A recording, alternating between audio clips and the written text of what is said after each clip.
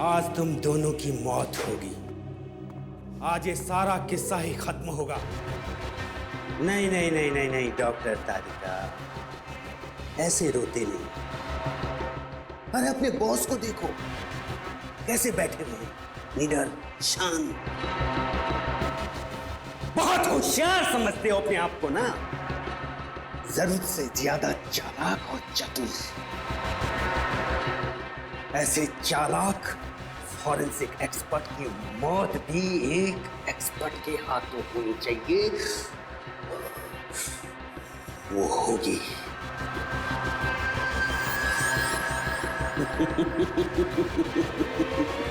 क्या हुआ दे? चुप क्यों? क्या परेशानी है? सर पता नहीं क्यों मेरा दिल नहीं मानता कि ये तीनों खूनी हैं।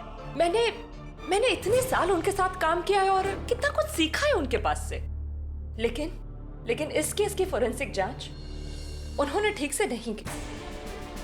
10 सितंबर को कमरा नंबर 111 में कौन ठहरा हुआ था? वो हमारे असिस्टेंट मैनेजर अंगद को दिया गया है। अरे ये तो वही है, विजय सर को बुलाता हूँ।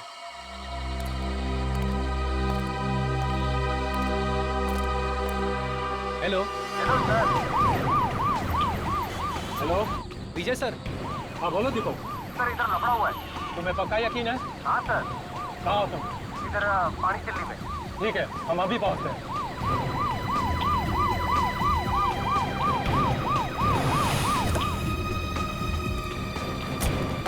सर कहाँ है गाड़ी? सर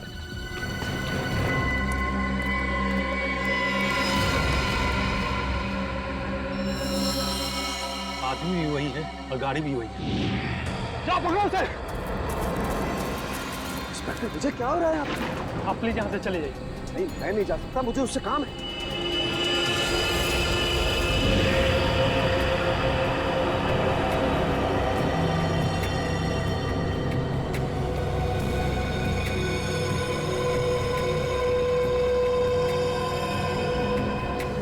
अब क्या करें सर? सीआईडी को फोन करना पड़ेगा।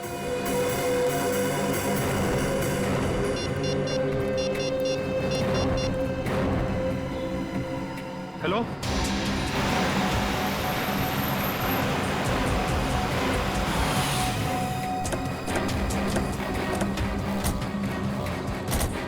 Hello sir. अंगद कहाँ है? सर गाड़ी के अंदर।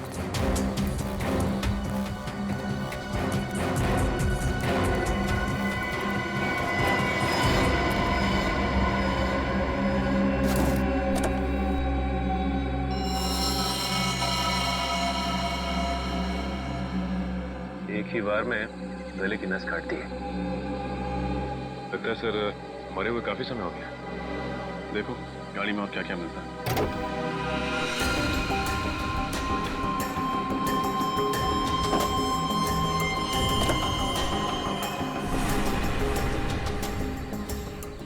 सर यहाँ ये गाड़ी की पिछली सीट पे खून के धब्बे।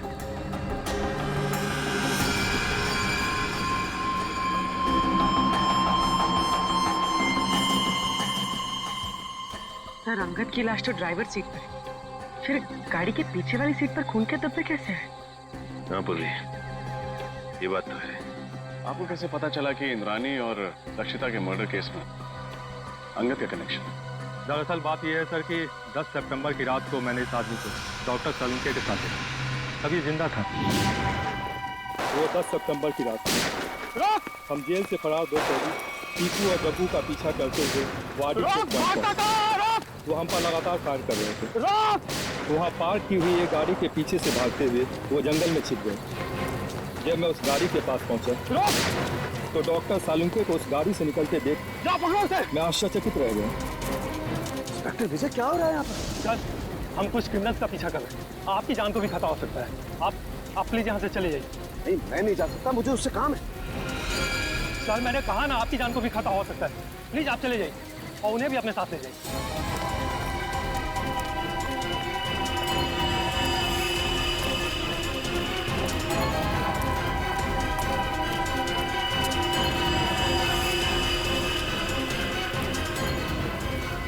10 सितंबर को आपने डॉक्टर सालुंके को अंगद के साथ देखा था?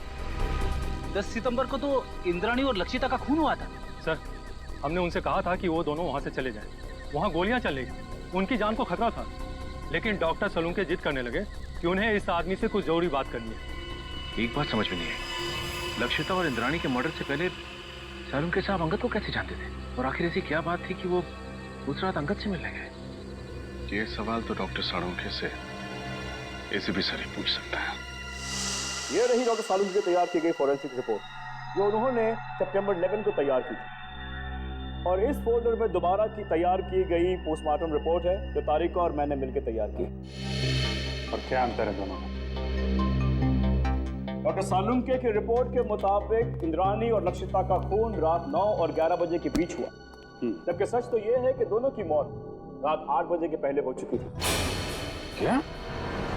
10 सितंबर की रात को मैंने इस आदमी को डॉक्टर सलूनके के साथ देखा था।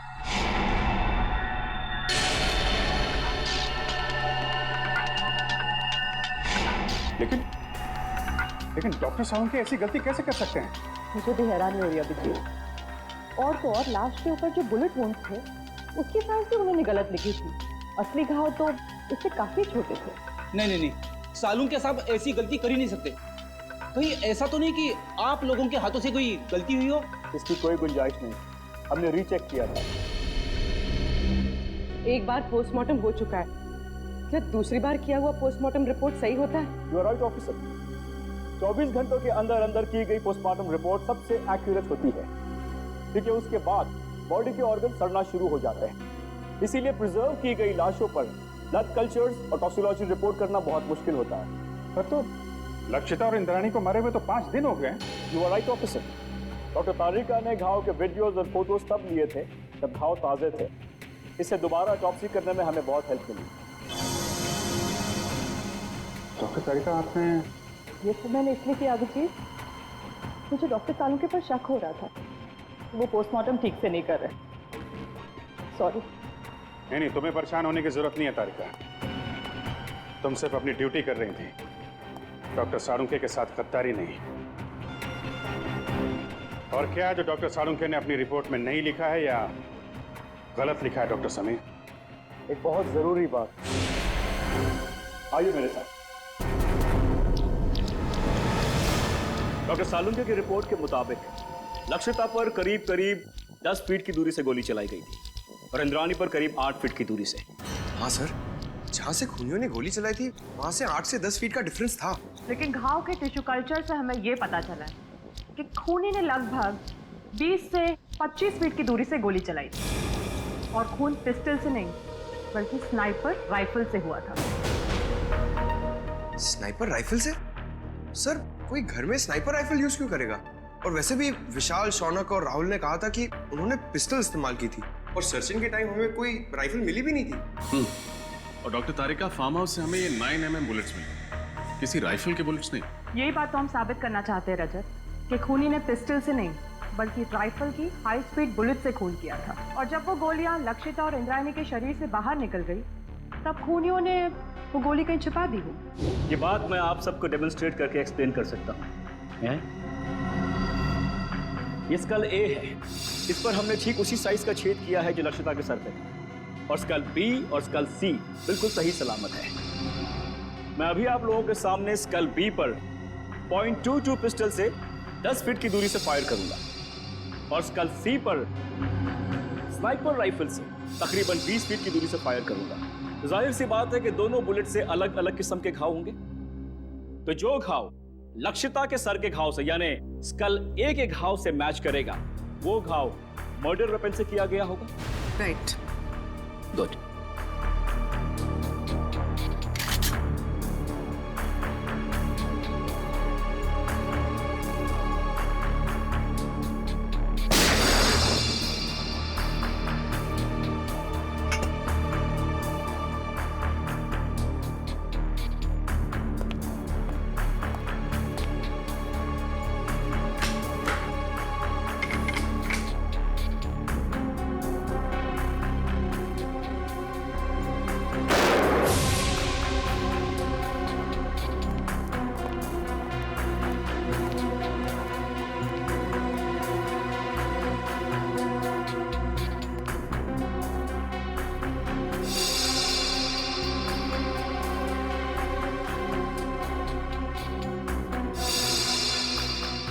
उनका कहना बिल्कुल सही है सर। दोनों का खून राइफल से ही किया गया। हाई स्पीड बुलेट से जो घाव स्कल पर हुआ है, वही घाव लक्षिता के सर पर भी था।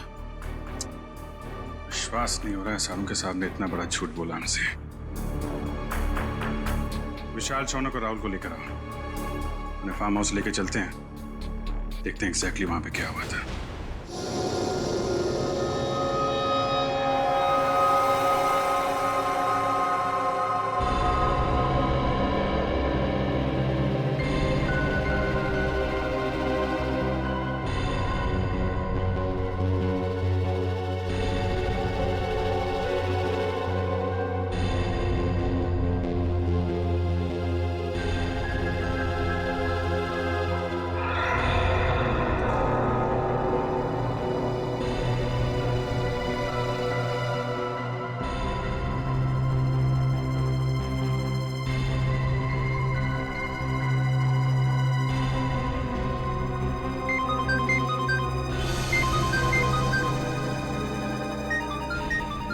ये मेरा फोन है, मुझे लेने दो। डॉक्टर सालुंके, आप शांत हो जाइए। अगर आप इतना चिल्लाएंगे तो आपका बीपी हाई हो जाएगा। Private number? हेलो जी, 1 मिनट, आपके लिए फोन। ठीक है। हेलो, कहाँ हो तुम? मैं दोपहर से तुम्हारा इंतजार कर रहा हूँ, फोन क्यों नहीं किया? देखो, हाँ मुझे याद है सब कुछ, दोहराने की जरूरत नहीं है। आ रहा हूं मैं वहां पर। क्या तुम्हारा दिमाग खराब हो गया? देखो, जो कुछ करना है मेरे साथ करना, उसे कुछ भी नहीं होना चाहिए। हाँ ठीक है, आ रहा हूं मैं।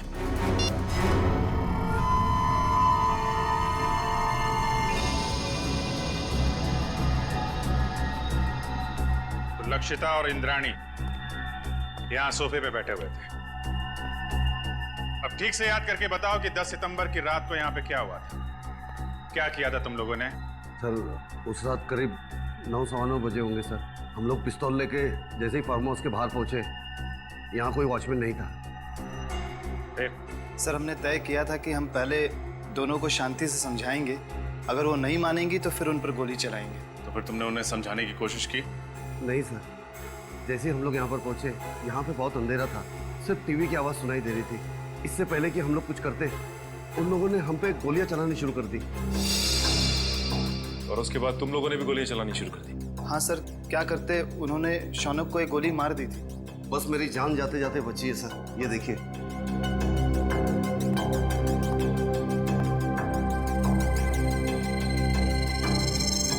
जब तुम्हें ये गोली लगी तो तुम कहाँ खड़े थे? यहाँ सर, मैं यहाँ खड़ा था सर। जैसे ही मुझे गोली लगी, मैं वहां पर उस दीवार पर जाके टकराया और मेरा सर वहां पर लग गया।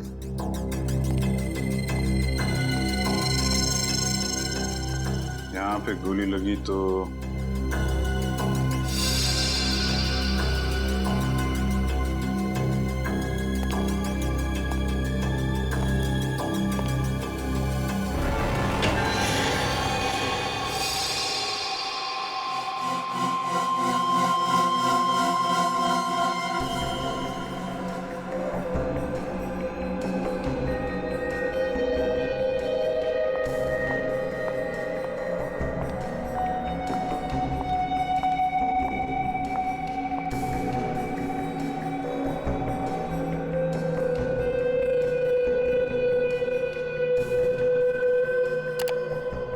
तारीख, गाड़ी की बैक सीट पर जो खून के धब्बे मिले हैं उनकी जांच हो गई है। 2 अलग अलग लोगों का खून है और दोनों में औरत का डीएनए मिला है। Have a look. दोनों औरतों की उम्र 45 से ज्यादा नहीं होगी। डॉक्टर समीर, क्या आपको पूरा यकीन है कि इसमें और कोई तीसरे आदमी का डीएनए सैंपल नहीं है? दूसरी बार डीएनए जांच में कोई गलती नहीं होनी चाहिए। I am very sure doctor, मेरा टेस्ट गलत नहीं हो सकता है। ओके। अच्छा, आपने अभी कहा कि दोनों औरतों की उम्र लगभग 45 साल है, राइट? या 45। तो कहीं ये डीएनए इंद्राणी और लक्षिता का तो नहीं? उन दोनों की उम्र भी लगभग 45 साल ही थी। हो सकता है, क्वाइट पॉसिबल। लेकिन ये कंफर्म करने के लिए उन दोनों औरतों के डीएनए से इस खून के डीएनए को मैच करना होगा। इन तीनों की बातों से और डॉक्टर समीर और तारिका की फॉरेंसिक रिपोर्ट से साफ साफ पता चलता है यहाँ पे सारा चक्रव्यूह जानबूझ के रचा गया है। Yes sir. अगर ये तीनों दरवाजे से ही गोली चला के भाग गए तो फिर शौनक का खून लक्षिता के शरीर के पास कैसे मिला? और सर अगर दोनों यहाँ बैठी थी तो हमें इंद्राणी की लाश यहाँ नीचे कैसे मिली? हो सकता है गोली लगने के बाद वो वहां से उठ के भागी और यहाँ पे गिर पड़ी। और इस दीवार पे गोलियां कहां से चलाई गई? और तो और इन तीनों लोगों की उंगलियों के निशान इस घर में कहां से आए? अंगद, ये सारी कारीगरी उस अंगद की है। उसी ने इन तीनों की उंगलियों के निशान और ब्लड सैंपल यहाँ पे प्लांट किए हैं। और सर अगर इंद्राणी और लक्षिता ने गोलियां चलाई होती तो हमें गन्स भी मिलती। गन्स तो हमें मिली नहीं है। करेक्ट। और सबसे बड़ी बात यह है कि गोली अगर दरवाजे की तरफ से चलती तो घाव सर के पीछे की तरफ होता है, सामने या साइड में नहीं। अब तो साफ हो गया है, डॉक्टर सालुंखे ने जानबूझ के गलत रिपोर्ट बनाई है ताकि हम इन तीनों पे शक करें। मगर सर डॉक्टर सालुंखे ऐसा करेंगे क्यों? अब ये बात तो डॉक्टर सालुंखे ही बता सकते हैं और डॉक्टर साहब गायब हैं। समझ में नहीं आता ये सालुंखे अजीब हरकतें क्यों कर रहा है। सर अंगद के गाड़ी के बैक सीट पे जो खून मिला था उसके डीएनए टेस्ट से साबित होता है कि वो खून लक्षिता और इंद्राणी का था। और डॉक्टर सालुंखे उस दिन अंगद के साथ ही थे। सालुंखे से बहुत सारे सवाल पूछने हैं, बहुत सारे सवाल हैं। फोन लगा रहा हूँ लेकिन फोन लग नहीं रहा है उसका। सर डॉक्टर सालुंखे तो अपना फोन 24 घंटे ऑन रखते हैं और उनकी आदत है कि वो तुरंत फोन रिसीव करते हैं। लेकिन सर जब हम उनके घर उस दिन गए थे तो उन्हें पता भी नहीं था कि उनका फोन है कहाँ। तो हेलो, पता लग गया अंगद और सालुंखे साहब ने सबसे ज्यादा फोन किस नंबर पे किए थे? हाँ हाँ मैं नोट करता हूँ। पूर्वी फोन दो। हाँ बोलिए। Okay thank you sir. Salunkhe साहब ने 10 सितंबर को अंगद के साथ 15 बार फोन पे बात की थी और हर बार उनकी फोन का लोकेशन वाड़ी और पनवेल के बीच था। अंगद को 15 बार फोन किया है और वाड़ी और पनवेल के बीच में? सर अंगद किसी प्राइवेट नंबर से फोन पे बात कर रहा था, इसीलिए उसका मोबाइल फोन ट्रेस नहीं हो पाया। और 15 सितंबर को रात 9 बजे सालुंखे साहब का मोबाइल शादीन मॉल के पास ट्रेस किया गया है। शादीन मॉल? सर डॉक्टर तारिका से मिलने के बाद अभिजीत और मैं वहाँ डिनर के लिए गए थे और इसी मॉल के पार्किंग लॉट में सर मुझे गाड़ी के विंडशील्ड पे चॉकलेट के पेपर पे लिखा हुआ वो सुराग मिला था। और उसी सुराग के जरिए हम लोग होटल रेड सेंट्रल के कमरा नंबर 111 तक पहुंचे। सर इसका मतलब डॉक्टर सालुंखे ने आपकी गाड़ी पर वो सुराग हमारे लिए छोड़ा था। सर मतलब डॉक्टर सालुंखे हमारी मदद करना चाहते हैं। पहले ये सालुंखे काम बिगाड़ता है और फिर सुधारने के लिए हमारी मदद भी कर रहा है। वाह, सालुंखे को तो सच्चाई बतानी ही पड़ेगी। सच्चाई बतानी पड़ेगी सालुंखे को।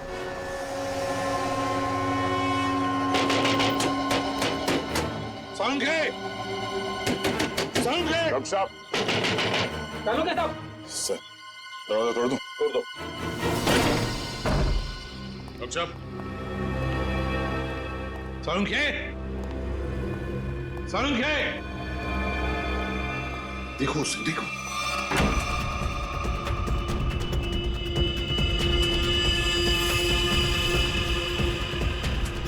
अबे पकिया उठ, सीआईडी वाले आगे। सालुंखे! डॉक्टर साहब! डॉक्टर साहब!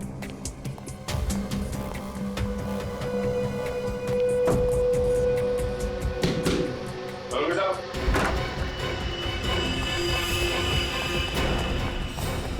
रुक जा! Salunkhe sir, Salunkhe sir.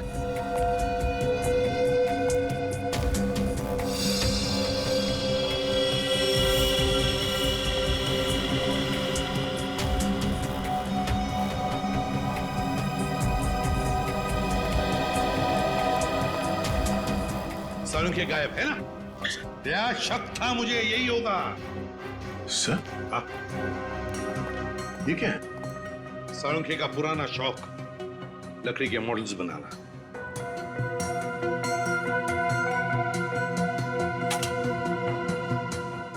Doctor साहब का मोबाइल सर। मोबाइल छोड़कर गया वो? ऑफ है।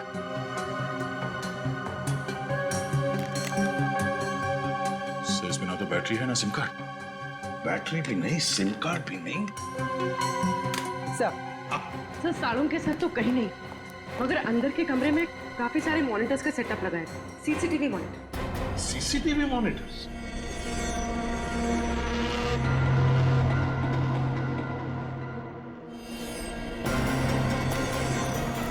रुक जाओ वरना गोली मार दूंगा।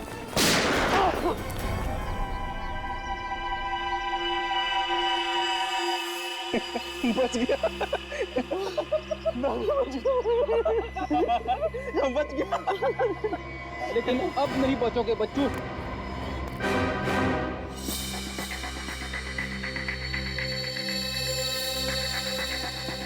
सर। हाँ।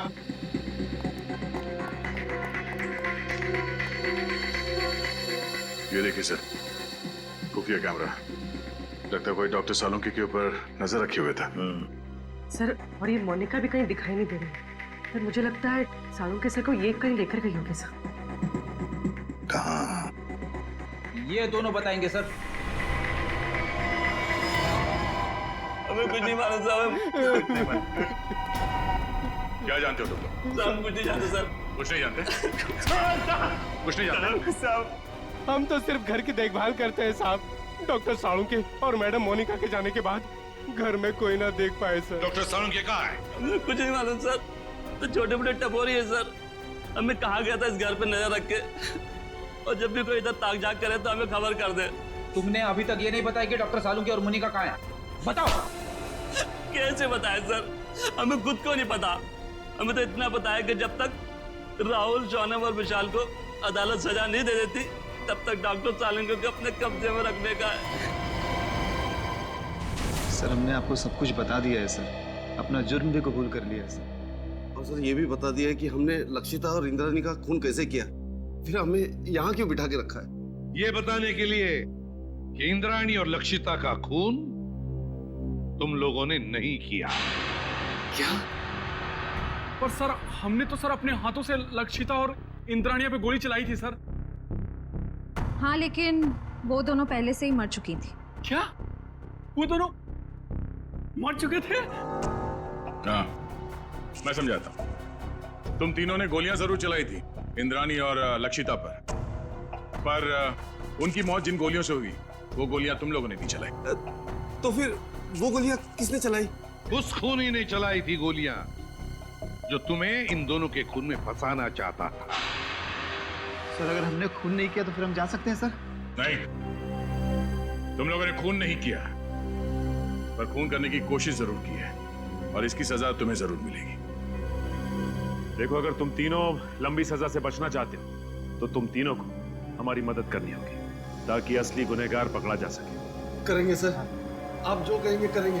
हम लोग तीनों आपकी पूरी मदद करेंगे सर। और एक बात बताओ, क्या तुम लोगों का ऐसा कोई दुश्मन है जिसे फायदा हो तुम तीनों को फांसी पे चढ़ाकर? सर दुश्मन तो वैसे कई है। हम लोग जिस धंधे में काम करते हैं वहां पर सर दोस्त कम दुश्मन ज्यादा होते हैं। किस किस का नाम ले सर? सर, इन तीनों को फंसाने के लिए खूनी को पहले से मालूम होना चाहिए था कि उस रात ये लोग लक्षिता और इंद्राणी का खून करने जाने वाले हैं। ये बात तो है दया, कोई तो जरूर जानता होगा। एक बात बताओ, कौन जानता था तुम्हारे इस प्लान के बारे में कि तुम उस फार्म हाउस पर जाने वाले हो? नहीं सर, ये बात तो हमने राजी रखी थी। वैसे ये प्लान तुम लोगों ने बनाया कहां पर? हा? सर होटल रेड सेंट्रल में। अंगद के कमरे में? कमरा नंबर 111 में? नहीं, रूम नंबर 111 में नहीं सर, 308 सर। हाँ सर। वो रूम नंबर 308? तो क्या कोई अजनबी आया था तुम्हारे कमरे में 308 में जब तुम लोग बातचीत कर रहे थे? है? विशाल, तुझे याद है जब हम लोग उस कमरे में बात कर रहे थे तो वहां एक वेटर आया था इंटरकॉम का फोन रिपेयर करने के लिए।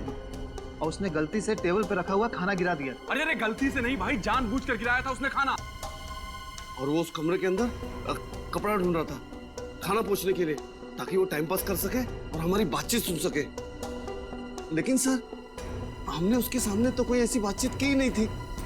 सचिन, ले जाओ इन तीनों को। चलो। आप रेडी? क्या पता चल? सर, हमने पूरा फुटेज चेक कर लिया सर। सालुंके साहब के घर पे मोनिका और तारिका के अलावा बाहर का कोई आदमी आया नहीं था। और सर, सालुंके साहब और तारिका के बीच में कुछ बातचीत हुई है। क्या बातचीत हुई है? अब साउंड नहीं है, इसके लिए समझ में नहीं आ रहा। सर, किसी लिप रीडिंग एक्सपर्ट को बुला लेते हैं, शायद कुछ पता चल जाए कि इन दोनों के बीच क्या बातचीत हुई थी। बुला लो किसी लिप रीडिंग एक्सपर्ट को, पता तो चले क्या बात हो रही थी। होटल रेड सेंट्रल, कमरा नंबर 308, वेटर।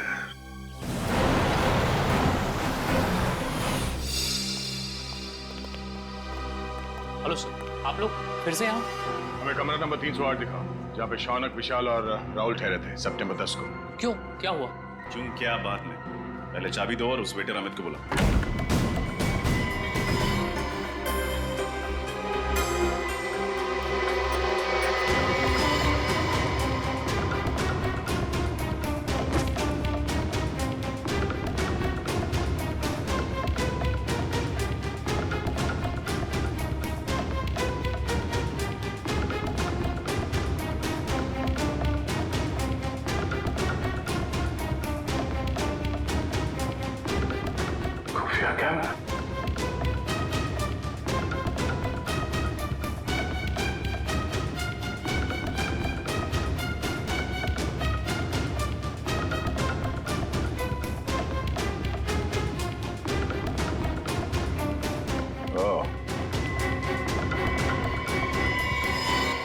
ये देखो, खुफिया कैमरा और ये बग। इन चीजों के जरिए खूनी शौनक और उसके साथियों का प्लान सुन रहा था। सर, अमित आ गया। आइए अमित जी, आइए। हाँ, बैठ बैठ इधर। तूने लगाया था ना ये कैमरा और ये बग इस कमरे में, हाँ? ताकि तुम विशाल, शौनक और राहुल की बातें सुन सको। क्यों? नहीं सर, मैंने कोई बग नहीं लगाया सर, मैंने कोई बग नहीं लगाया सर। देख, सच बोल, वो बग हमें मिल चुका है, समझा? बात यहीं पे बताएगा या कहीं और ले चले तुझे? हाँ सर, हाँ, मैं नहीं लगाया था बग सर, मगर मैंने ये अंकल साहब के कहने पे ही किया था साहब, और उन्होंने मुझे 50,000 के बदले में 2 काम करने को कहा था साहब। कौन से 2 काम? सर, एक काम तो किसी बहाने इसी कमरे में बग और कैमरा लगाने को कहा था साहब। और दूसरा काम? दूसरा काम लक्षिता और इंद्राणी मैडम को इस होटल के बाहर किसी इलाके में छोड़ने को कहा था साहब। कब की बात है ये? 10 सितंबर शाम को 6:45 बजे के आसपास का टाइम था सर। 10 सितंबर। चल, अभी वो जगह दिखा जहाँ पे तुमने लक्षिता और इंद्राणी को छोड़ा था। चल चल।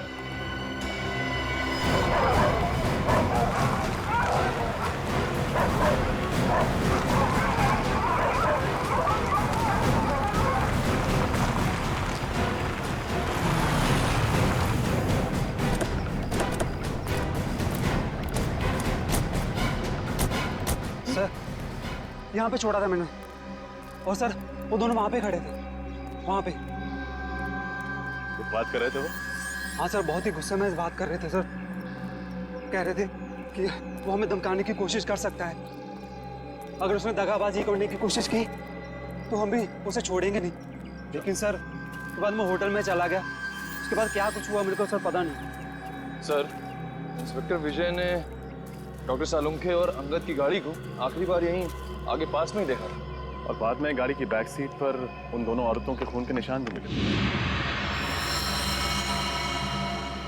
ऐसी जगह पे राइफल या स्पीड बुलेट का इस्तेमाल किया जा सकता है। खूनी ने राइफल का इस्तेमाल किया है, पिस्टल का नहीं। तो गोली 5 फीट की दूरी से नहीं, काफी दूर से चलाई गई है। एक काम करो, आसपास देखो कोई सबूत मिलता है क्या।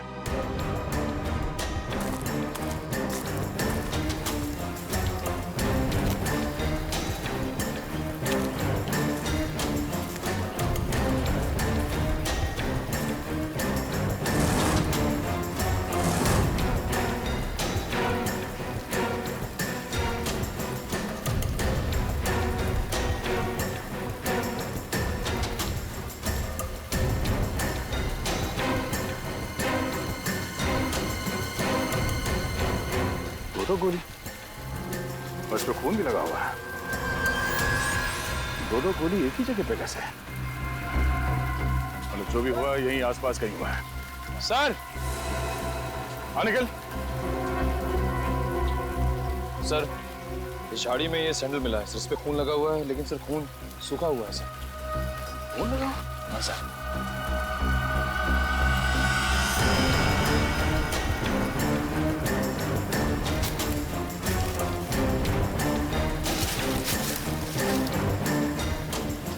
सर ये तो लक्षिता मैडम का बैग है, मुझे अच्छी तरह से याद है।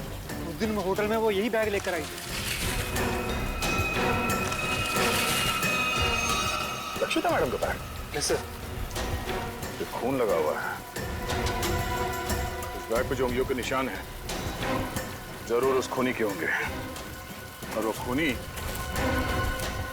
भी ज्यादा दूर नहीं गया होगा।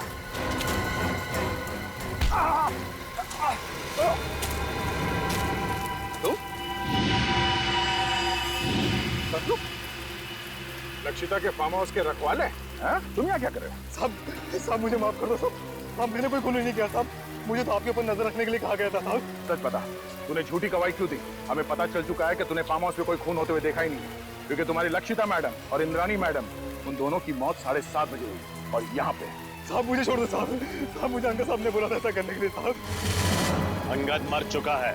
मुझे कोई दूसरा आदमी फोन करके काम करने के लिए कहता था साहब। कौन है वो? मुझे नहीं पता साहब, कौन है वो कभी सामने नहीं आया साहब, वो हमेशा मुझे फोन पे बोलता था sir.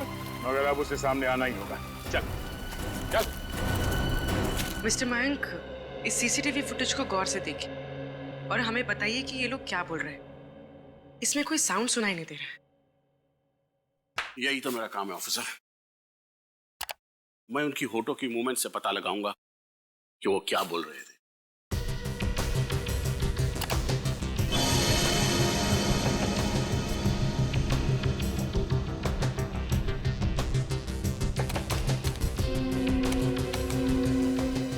ACP sir,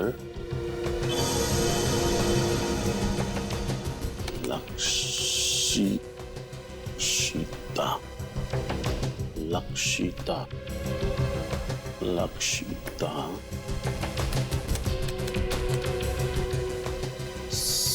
CID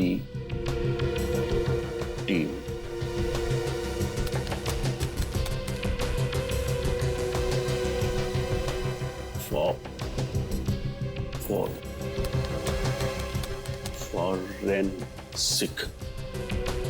forensic.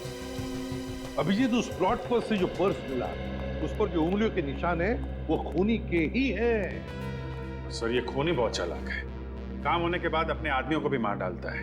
Angad के अलावा किसी और को कुछ मालूम नहीं था उसके बारे में, इसलिए लक्षिता और इंद्राणी को मारने के बाद उसने अंगद का भी खून कर दिया। और इसीलिए अभिजीत मुझे साळुंखे की चिंता हो रही है, उसकी भी जान को खतरा हो सकता है। समझ में नहीं आता गया कहाँ। हाँ मैं कुछ मिला क्या? सर कोशिश कर रहा हूँ सर। सर ये मोनिका मुझे नर्स नहीं एक क्रिमिनल लगती है, जरूर यही साळुंखे साहब को कहीं ले गई होगी। हाँ और ये तारिका, ये साळुंखे के घर क्यों गई थी उससे मिलने? और ये बात उसने हमें बताई भी नहीं। सर ये देखिए, तो डॉक्टर तारिका डॉक्टर साळुंखे से माफी मांग रही है और कह रही है ACP सर और पूरी CID team Lakshita Indrayani murder case में की गई आपकी फॉरेंसिक जांच पर शक कर रही है। सॉरी सर, ये सब मेरी वजह से हो रहा है।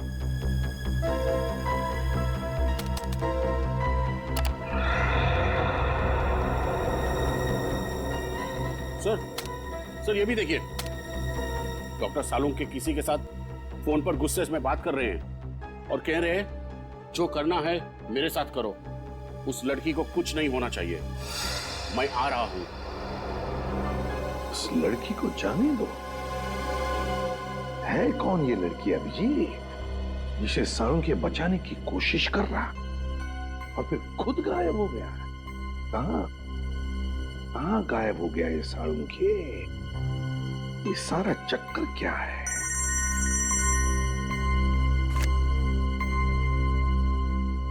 Doctor doctor Sameer.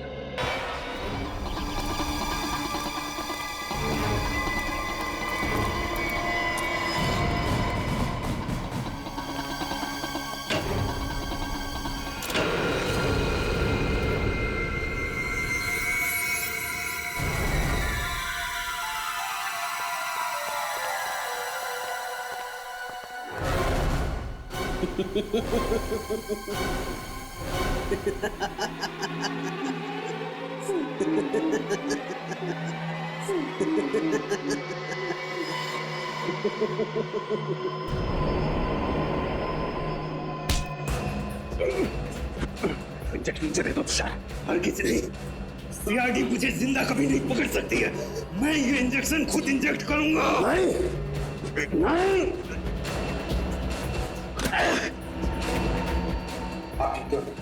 तुम ठीक हो डॉक्टर तारिका?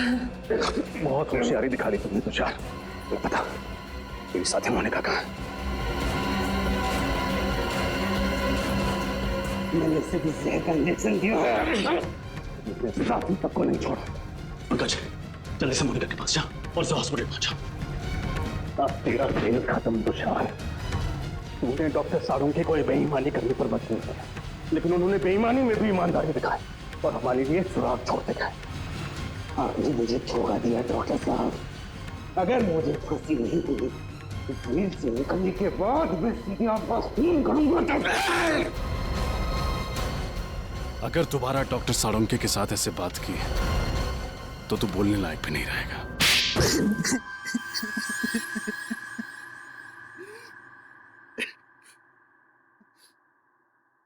कितनी मेहनत से मैंने ये पूरा प्लान तैयार किया था।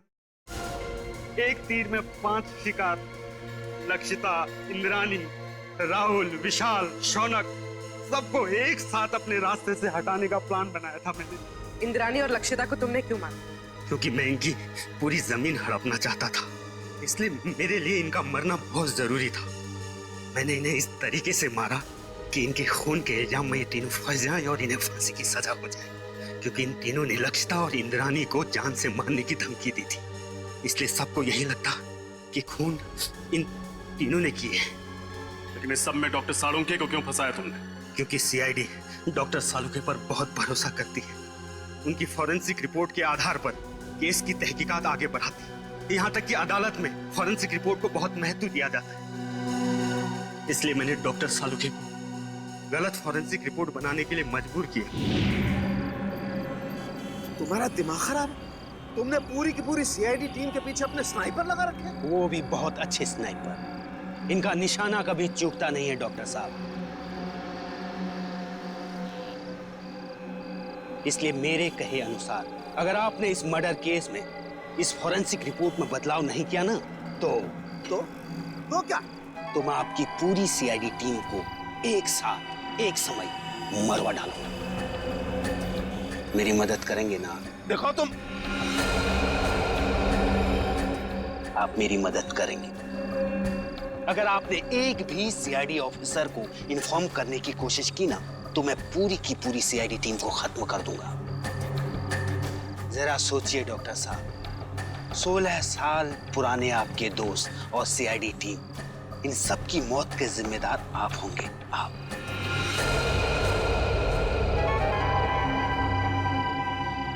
ठीक है, मैं तुम्हारी मदद करूंगा। बहुत अच्छी। और हाँ, कोई होशियारी नहीं। हमारी हर चीज अभी रिकॉर्ड करेगा। तुमने डॉक्टर साळुंखे पर दबाव डालने के लिए हमारी जान लेने की धमकी दी। एक इंसान के पीछे एक हैवान छुपा हुआ है। अब बताओ, 10 सितंबर की रात को पनवेल के फार्म हाउस में क्या हुआ था? मुझे पता था अंधेरे में गोलियां चलाने के बाद राहुल, शौनक और विशाल को यही लगेगा कि उन्होंने लक्षिता और इंद्राणी को मार डाला है। जब वो वहां से भाग रहे थे तब मैंने वॉचमैन संतरू का इस्तेमाल किया।